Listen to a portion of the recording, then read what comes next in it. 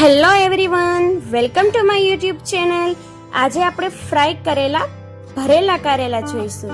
તો ચાલો આપણે તેની રેસીપી જોઈએ. સૌથી પહેલા તો આપણે કારેલાની છાલ ઉતારી નાખવાની છે અને તેની વચ્ચે જે સફેદ કલરનો પાર્ટ હોય બીનો તે કાઢી લેવાનો છે.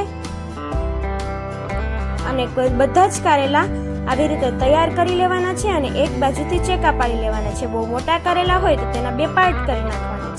હવે આપણે તેની અંદર ભરવાનો મસાલો તૈયાર કરીશું. તો સૌથી પહેલા ચણાનો લોટ લઈશું, તેમાં આપણે એડ કરીશું ચટણી પાવડર, ત્યારબાદ એડ કરીશું હળદર,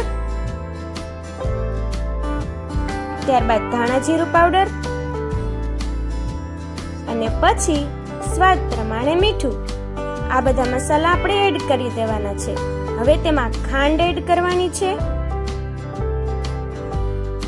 અને ત્યારબાદ આપણે ચપટી એક જેટલો સોડા એડ કરવાનો છે અને પછી તેના પર લીંબુનો રસ નાખી અને સોડાને એક્ટિવેટ કરવાનો છે.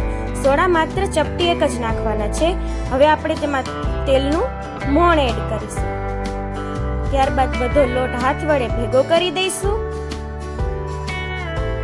અને થોડું થોડું પાણી નાખી અને કઠણ લોટ બાંધી લઈશું.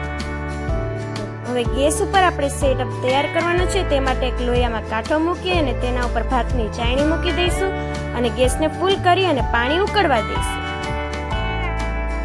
ત્યાં સુધીમાં આપણે કારેલા તૈયાર કરી લઈશું ભરીને.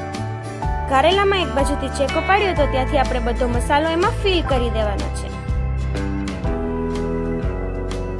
આવી રીતના બધા કારેલાને આપણે ભરી લેવાના છે અને તૈયાર કરી લેવાના છે. ત્યારબાદ તે ભરેલા કારેલાને આપણે જે ગેસ ઉપર મૂકી હતી જારી તેના ઉપર આપણે એક પછી એક મૂકવાના છે. એવી રીતે બધા કારેલા તૈયાર કરી લેવાના. હવે આપણે તેને બાફવા માટે મૂકી દઈશું. પાણી પણ સરસ ઉકળી ગયું છે. તો હવે વરાળે ચડવા દેવાના છે. તે માટે આપણે આના ઉપર કાથરોટ ઢાંકી દઈશું. લગભગ 10 થી 15 મિનિટ સુધી આવી જ રીતે તેને ચડવા દેવાના. લોટ પણ બફાઈ જાય અને કારેલા પણ સરસ બફાઈ જાય તેના માટે. તો ચાલો હવે 10 થી 15 મિનિટ થઈ ગઈ છે. આપણે ચેક કરી લઈએ બફાઈ ગયા છે કે નહીં.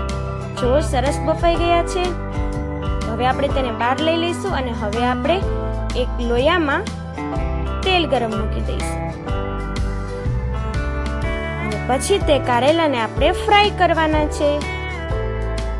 છે ને એકદમ યુનિક અને ન્યૂ રેસીપી. એક વખત ઘરે જરૂર ટ્રાય કરજો. તમારા ઘરમાં બધાને બહુ જ ભાવશે અને એક વખત ટ્રાય કરી અને પછી મને કમેન્ટમાં કહેજો કે કેવી બની છે.